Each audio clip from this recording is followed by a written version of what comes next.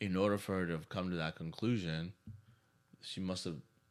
Somebody must have provided that information. There's information out there on performance, right? Right. So, I think that's where you have to, it's not just about being an evidence-led practitioner or provider. Yeah. You also have to make sure that the research is valid, Right. right? So there's a lot of information out there that's evidence-based, and a lot of it is not necessarily consistent with what we're seeing. So I think, for her being knowledgeable enough to go, this is good information, this is bad information, probably allows her to stay one step ahead and stay really fit too, right? So it's not just about, hey, I'm going to go in there and just move weight. I mean, that's kind of what I talk about with a lot of high performers too, is that your training should be sub-max. Right.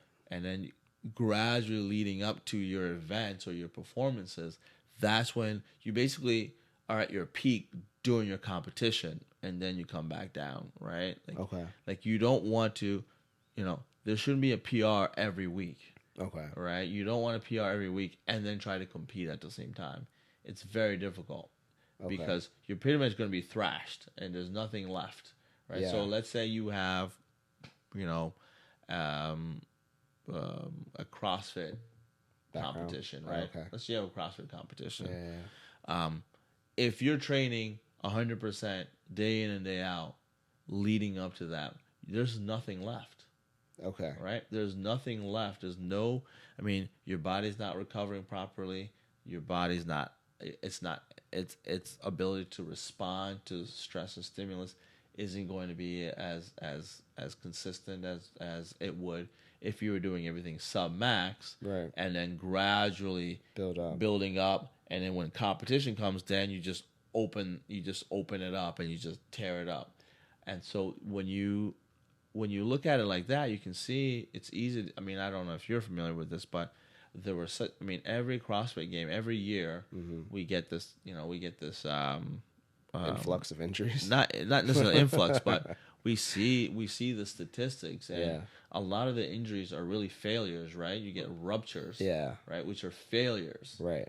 So when the tendon can no longer tolerate that load, it fails or snaps or whatever you want to call it. Right. But what we're seeing is that if you look back at their training, they were training pretty aggressive the entire time. Right. And not necessarily appreciating that it takes time to build up, but that build up should peak at your performance level, and then you got to come back down. Right. Yeah. You peaks at competition, then it comes back down and then levels off.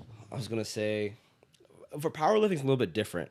At least in my perspective, and I think it's probably my biggest issue when I'm training other people, because there is a method called the conjugate method that was really brought up in like the old school methods, where we would acclimate almost every week on each lift. So like I would max out my squat, bench, deadlift on a weekly basis.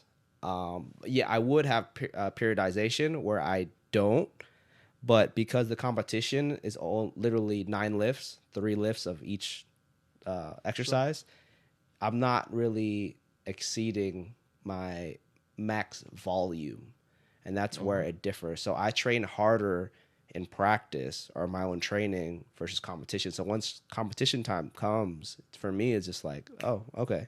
Right. Cool. Well, but and like you said, I think it's specific to competition. But if you're looking at, for example, even with boxers, boxers are not training balls to the wall from day one until like competition, right? Yeah. It's a gradual build up, and so when when it's fight time, that's when their fitness is peaking, right?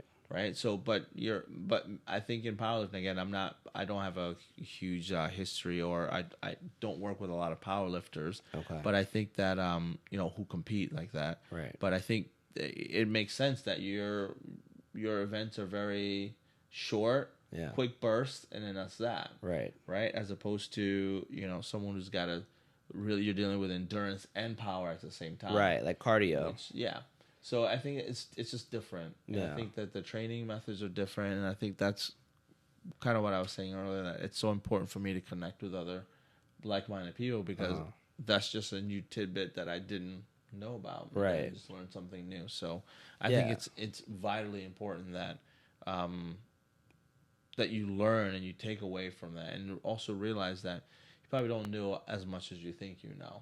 Right. And I think you've got to be open to that idea and be okay with that. Yeah. And be okay. And sometimes it's perfectly okay to say, I don't know why you're hurting, or I don't know why you're not making any progress. Right. Rather than trying to make an excuse for it, or make something up to rationalize it. Yeah. Because like me, my background with sports was playing football, wrestling, a lot of team sports where cardio is very essential. And going into the powerlifting world, competitions do last like 9 hours for 9 lifts. Yeah. So it's almost ridiculous to think you can max out your squat in the first 3 hours time frame, and then let your body calm back down.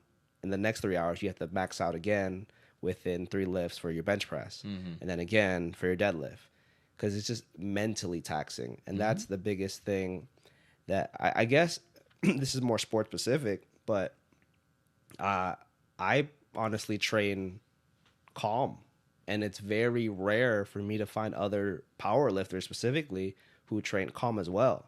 So for when I teach my philosophy and methods, it's almost absurd. Like, why are you so at ease? Yeah. Well, I think that makes, training, you have to be calm. Yeah. Performance, you have to be calm. And I think that's an important attribute. I think that's what sets you apart. Yeah. And I think that I often get that too. Like, wow, you're pretty relaxed about this stuff. Yeah. Pretty because it is. I mean, there's not much you can do. You can't change people. All you can do is just nudge them. Right. You just nudge. You can't shove them into new behaviors. You can't, trick them into doing more.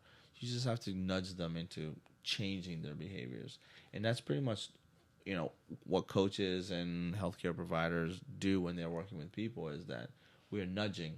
We're nudgers. We just nudge. Like, oh, that's great. Try this. Yeah. Oh, that's great. Let's move on to this. As opposed to, I need you to change the way you lift, or because that's not realistic either. Right. Oh, I need you to change the way you squat, because everyone squats differently. Yeah. And I think now it made me realize something that makes us very synergetic, is that we share that trait, that character trait, that we're very calm. Just relaxed. Yeah. But we still perform at a high level. Yeah. Just relax and just don't make it weird. Yeah. But I think my biggest thing, I guess this is where I was getting at in terms of the fitness philosophy, is that we are almost like anomalies in sports in general. Because most people, like, especially when I go to like random gyms, if I'm just visiting, it's like, oh, did you take your pre-workout? Did you do this? Did you do that? Like me personally, I've taken pre-workout maybe less than I can count on my fingers. And I never understood when people tell me like, oh, I had a long day at work, I did this, I did that, but like, you shouldn't rely on that. Yeah. And I think that's it's almost like substance abuse, like literally. But that's what clever marketing does, right? Clever marketing is convince people that they need this. Really? Right? I mean, I think that's always going to be the case, and it's like, once that's out of the bottle, it's hard to bottle it back. Okay. Right? It's impossible. I mean, try to tell someone who's taking that you probably don't need it anymore. Like, are you crazy? Yeah. This is what I do. This is my life. Coming full circle, that's exactly what happens with foam rolling. Right? It's like it's the same mindset. It's like, okay, somebody told me that if I do this, I'm going to break this up. I'm going to stretch this, or I'm going to reduce this. So that's what I do. But telling someone like you shouldn't foam roll is like telling someone, it's like telling someone they shouldn't take pre-workout. Okay. They're going to be like, you're crazy. That makes sense. But you have to, but the only way you can do that is to really find out what it is that they're doing and what it is that they think is happening. Okay. And then you can help them kind of see things differently. But you can't, like, don't take that, it's stupid, or evidence says that it doesn't work. Yeah. obviously they don't want to hear that. No one's gonna want to listen to that, and that is not something that is going to be received well. Right.